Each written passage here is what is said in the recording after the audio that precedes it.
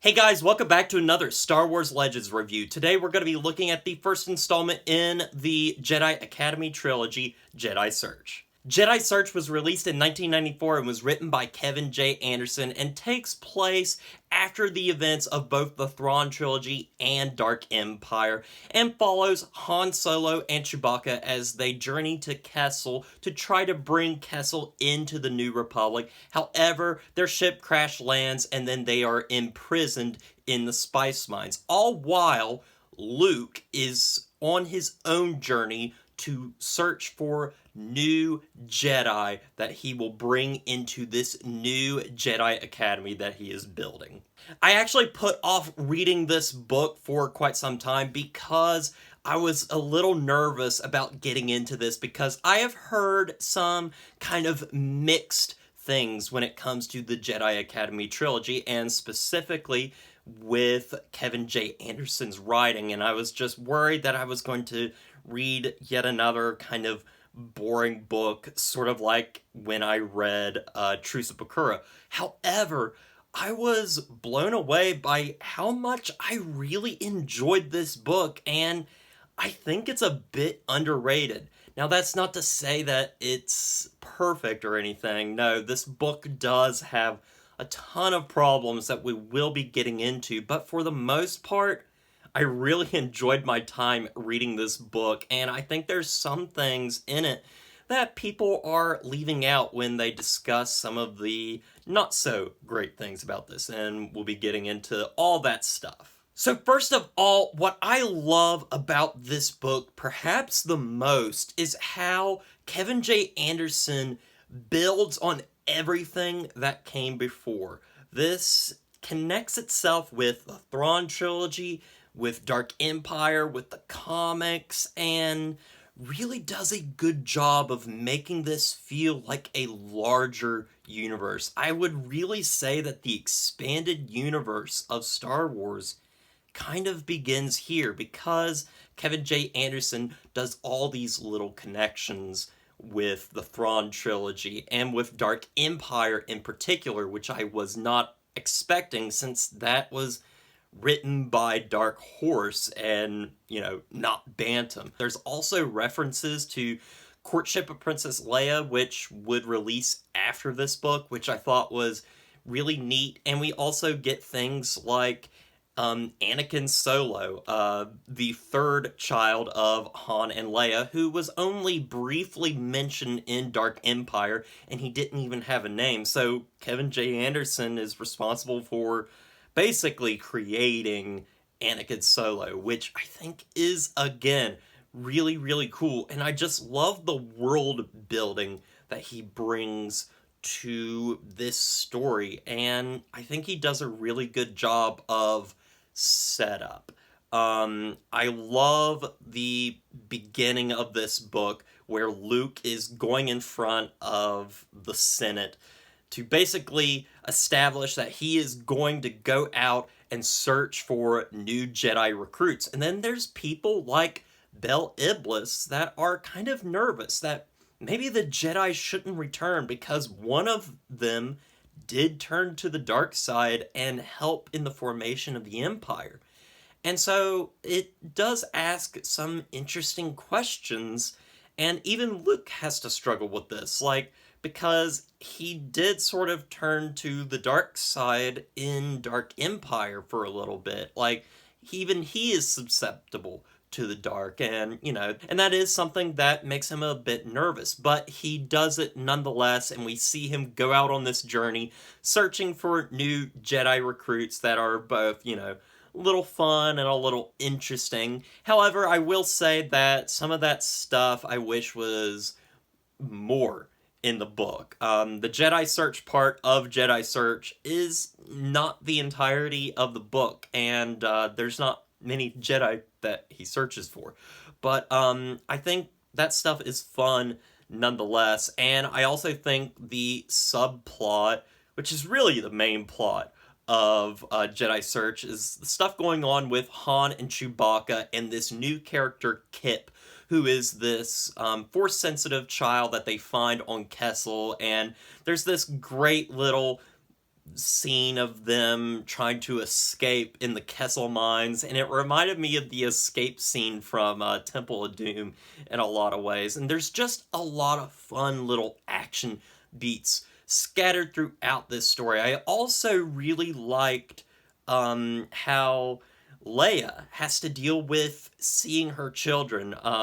Her children are placed on this planet basically to protect them, and every now and then they come and visit them, and she gets to see her children, and it's really emotional because, you know, she doesn't get to see her children that much, but also there's kind of this distance between them because her children haven't seen her that much and are more they're more connected to the person that's been taking care of them, Winter, instead of their mother, and so that has some contention right there that I really did like. And Leia's struggle in those moments is really fascinating and really interesting, and I think it worked for this story. There's also moments in this book that I really enjoyed that reminded me of the flashback scene that we get in The Rise of Skywalker with Luke basically training Leia in the ways of the Force, and it was really cool because, you know, I've never really seen that before because this is my first time reading Star Wars Legends and getting into the expanded universe, so I really haven't seen Leia train as a Jedi, really. And so, like, that was really interesting. I also think it's really cool that even movies such as Solo was inspired by this book, specifically with the stuff going on with Kessel. Kessel, of course, appears in Solo, and specifically the Maul, which is this cluster of, like, black holes that are around Kessel that they go into, and the Maul ends up being in Solo, and so reading this book made me want to revisit Solo and see those cool little moments. And overall, like, I just had a blast reading this. There was something about Kevin J. Anderson's writing that it wasn't perfect, but it was always fun and entertaining to read. It can be extremely goofy at times, but I think there's some real moments of genuine, powerful writing here. Like the moments with Luke in front of the Senate is really great. Him teaching people about the Force, that stuff is really, really good, and I absolutely loved it. However, this book is very flawed, and we will be getting into that. So, I said that Kevin J. Anderson's writing can be a bit goofy at times. There's this subplot that is added with Lando Calrissian that a lot of people are going to complain about, where he visits this planet and watches some blob races, and there's a blobsticle course, and it's really dumb, and it takes up so much time. Like, this is like 24 pages of just watching a bunch of blobs race, and I actually do like kind of that goofy kind of stuff, that goofy world building that makes the world just kind of strange and unique. But ultimately, it didn't add to anything. It just felt like this random event that happened, and then we never call back to it again. And I think Lando is just better served as Luke's kind of sidekick later on in the book as they go searching for Han and Chewie. I think he works best there. There's also this huge problem I have with the third act, where the third act basically just falls completely flat. We get introduced to some new characters that weren't in the book and weren't even set up. We get our villain in the third act. They were not set up at all, and they just kind of show up out of nowhere. Basically, I'm talking about this character, Dala, who is an Imperial that's in this installation that is inside the mall at Kessel, and she basically has this giant earth-shattering weapon that could destroy the New Republic. And there's stuff that really just doesn't make a whole lot of sense. It doesn't make a lot of sense that, you know, she wouldn't at least know that the Empire has been destroyed. And she's been in the mall for so long that she apparently, in the 7 years since the Empire has been destroyed, hasn't ran out of food or gone to get food, I guess, and hasn't heard any hint at all. And then also, she doesn't believe that the things that are called, like, the Death Star and, like, World Devastators aren't meant to, you know, destroy things. Like, she thinks they're meant for, like, something that's, you know, more humanitarian.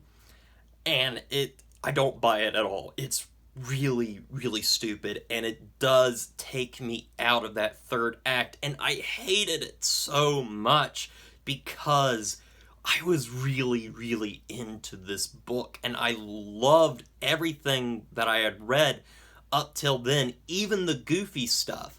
But this stuff was just a bit too goofy for me. However, I can say that I'm still excited for the next book. I did enjoy Kevin J. Anderson's writing. It can be goofy at times, but I think there is some good stuff there, and I'm pretty sure that when I read those books that I will find some good stuff. I think this book is highly underrated, but then again, it could be that people, when they think of the Jedi Academy Trilogy, they're thinking about the next two books, which also has me a little nervous about going into them. So anyway, guys, with all that said, I'm going to give Jedi Search an 8 out of 10. Despite all its problems, all its flaws, I think this is still a really entertaining book. And that's what I loved about it. I loved reading this book. I just couldn't put it down. There was just so many things about it that I loved that I ended up liking those things more than the stuff that I didn't like. So anyway, would I recommend Jedi Search? Yes, I would, with a little asterisk beside that, because I think there are some people that aren't going to necessarily like a lot of the goofy stuff in this. However, I think it is worth reading for the way it expands the Legends material by referencing not only past books, but books that haven't been published yet, as well as the comics, and I think it's rather unique. I think Kevin J. Anderson should be applauded for what he was able to accomplish by connecting all these little things together. It doesn't always work. There's some times where he references stuff from the original trilogy and he goes a little overboard with it, but it is still a fun book nonetheless. But anyway, guys, that's all I got for you. Next time, we will not be continuing on with the Jedi Academy Trilogy. We'll be talking about the next book that came out in release order, The Courtship of Princess Leia. I am really looking forward to that book. So anyway, look forward to that coming soon. I've also got another fantasy book review coming out soon as well, so look forward to that. Other movie reviews coming, and as always, don't forget to like, comment, and subscribe to the channel, and I'll see you guys in the next review.